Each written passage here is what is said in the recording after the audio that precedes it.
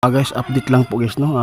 Kasi meron pong nag-chat sa atin kung ano ba daw yung binigay po natin doon sa followers natin, doktor, no, na anti-cancer. Ipapakita ko sa inyo guys, ito in-slice ko na ito guys, no. Kung gusto po niyo uminom dito ng ganito, magpakulo lang kayo ng tubig, magbilang kayo ng 11 slice.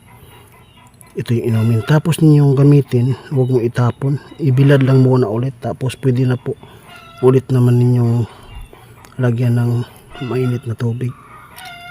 Maraming nagtatanong sa atin kung ano daw ang ating binigay po doon sa doktor, no, na nag-chat sa atin, nag-request para kay Doc Willie. Ito yung ugat ng sinukuan.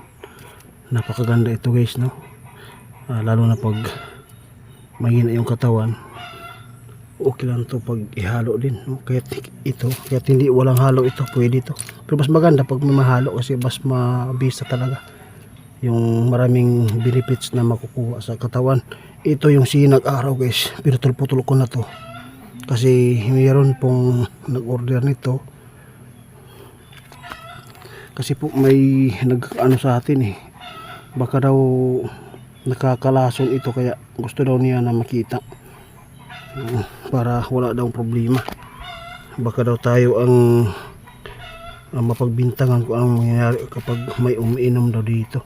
Kaya ito, hindi ko to in-slice kasi may gustong magkuha ng buo, kaya nice ko lang po talaga guys na ipaabot sa inyo na ito yung pinadala natin na herbal doon. Binilad ko lang para hindi po tayo mahirapan, para hindi masira.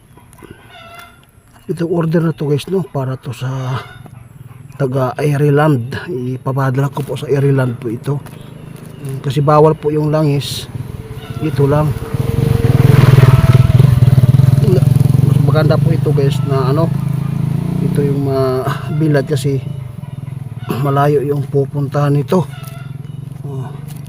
Sa nag-chat sa atin, no, na ipapakita ko daw yung pinadala natin kay Doc. Ito walang baging na makalason. Ito guys, sibukaw ito, maraming benefit din ito. Sinukuan, ulitin ko, sinag-araw. Meron pang kasama nito guys na napaka bisa din, yung hindi ko lang pangalanan kasi may mga basir na tayo na nagalit, baka mag-react na naman. Ito po yung herbal na pinadala natin guys sa ibang bansa, yung nagtitiwala sa atin na doktor, na kaibigan natin ngayon. Maraming salamat sa iyo, Doc. Ito po guys, no, ito yung hindi ko in-slice kasi gusto po nilang mag-order ng hindi na-slice na sibukaw.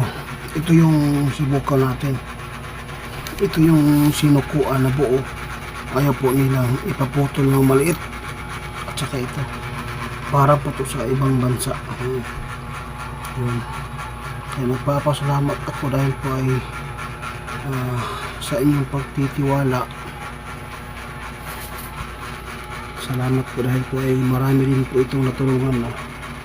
Kaya ipinapakita ko lang talaga na ito po yung pinadala namin doon sa ibang bansa kasi marami talaga nagtatanong baka daw makalason, kaya gusto po daw niya makita, baka meron daw doon sa kanila.